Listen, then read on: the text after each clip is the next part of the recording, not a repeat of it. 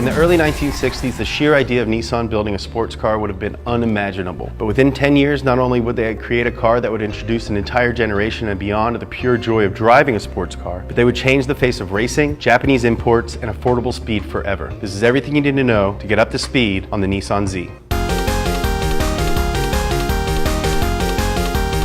In the mid to late 50s, Nissan primarily concerned itself in the American market with sedans, station wagons, and pickup trucks. And they called them Datsuns, to distance the North American cars from the parent company just in case they failed spectacularly. In 1959, however, they first attempted to bring a sports car over, the chubby little Datsun Fairlady. And it was named that because the president of Nissan at the time went and saw My Fair Lady on Broadway. And apparently, he fucking loved it.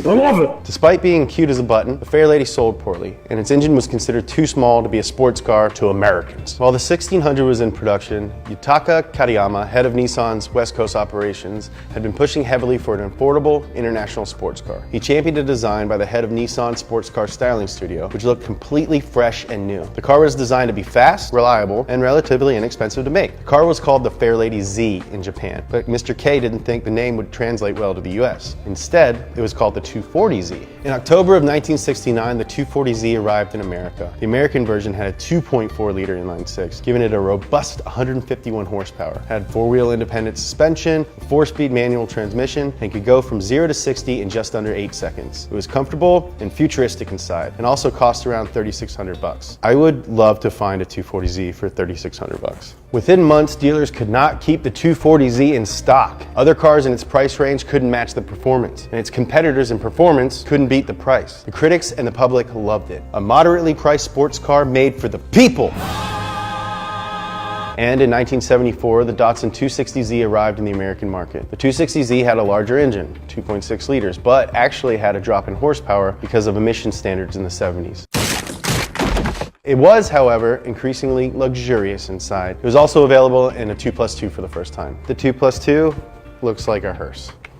Ugly. In 1975, Datsun introduced the 280Z. This was a North American special. The rest of the world got a facelift to 260Z. The 1970s were a different time. People were doing lots of coke, and disco was all the rage. Nissan went all in to cater to the demand for the XS, making a switch from sports car to comfortable tourer. In 1978, the second generation Z, the Datsun 280ZX, was launched. It was quieter, uglier, and was almost completely new. The only components that had been carried over from the 280Z were the engine, the gearbox, and the differential. Everything else was new. From high-end audio to carpet frickin' everywhere. The 280ZX was a car of its time, but now it costs more. The base version started at almost 10 grand. Quite a jump from the modest pricing of the Datsun 240Z. The critics called it, flabbier. Enthusiasts lamented the focus on comfort over driving fun. And with it now taking more than 11 seconds to go from 0 to 60, it was rightfully called a slug.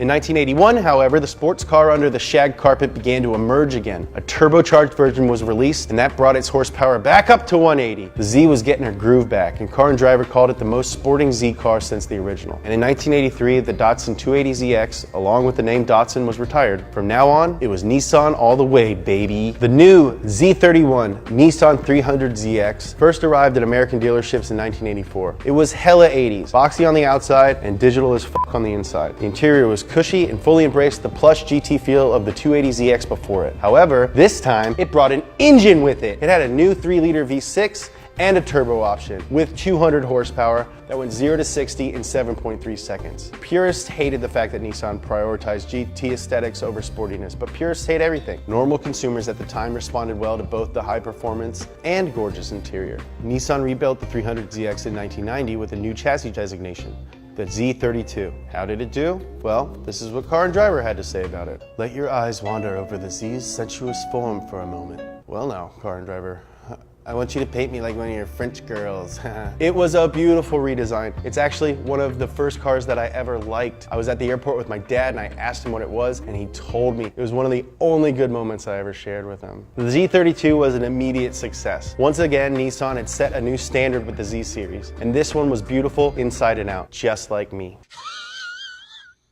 Since the Z32 300ZX was one of the first production cars completely redesigned in CAD software, they were able to cram an enormous amount under the hood. Twin Garrett turbos, dual intercoolers, and 4 valves per cylinder. The twin turbo variant had 300 horsepower and could make 0 to 60 in 5 seconds flat, baby! Not bad for an extremely heavy luxury sports car. Nissan had delivered a car that finally got the purist and the high-end consumer happy. Motor Trend named it the Import Car of the Year in 1990, and Car and Driver put it on the 10 best list every one of the 7 years it was in production in the US. Adding a convertible option in 1993 was like icing on a very fast, very beautiful cake. How fast? 1995 Bonneville speed trial record holding fast. Comparison against a Viper fast. Ineligible for Le Mans after winning in 1994 due to the massive engine fast. That's fast, but it was not to last. The 300ZX was doomed, and economics were to blame. While the Z had entered the market at around $30,000, it was now pushing $50,000 for the base. And with the yen to dollar ratio making things worse, coupled with the declining interest in sports cars, 300ZX's days were numbered. Nissan pulled the car from the North American market in 1996, and we entered a new period in America, one without a Z.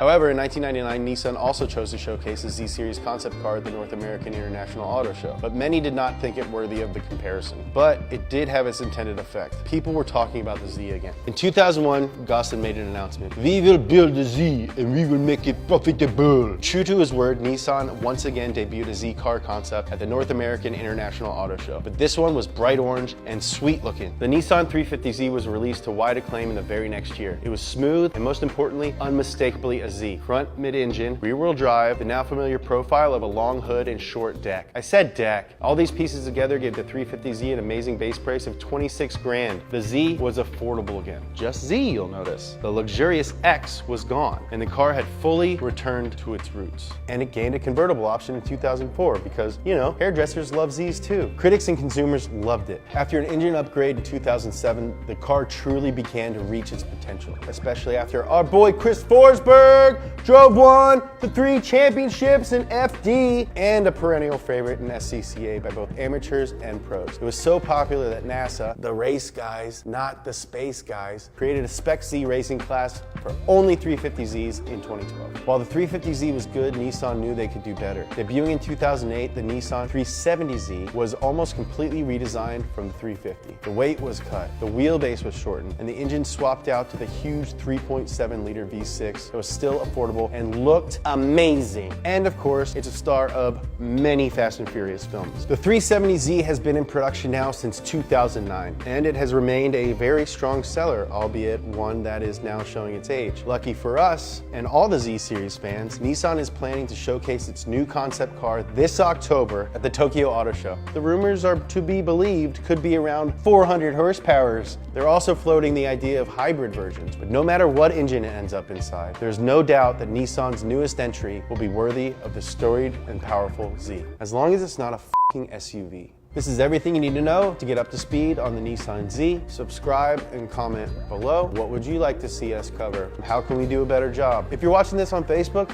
go watch it on YouTube's. Subscribe to our YouTube, subscribe to our Facebook. Up to Speed, airing every Thursday for the rest of my life. Does anybody know any girls who like me? Can you guys send me cool shirts? I'll wear them in the thing. Even if they're not cool. I'll wear not cool shirts. I'll wear funny shirts too. Send me stuff. Cool. Dude, that'd be sweet if I got stuff, right?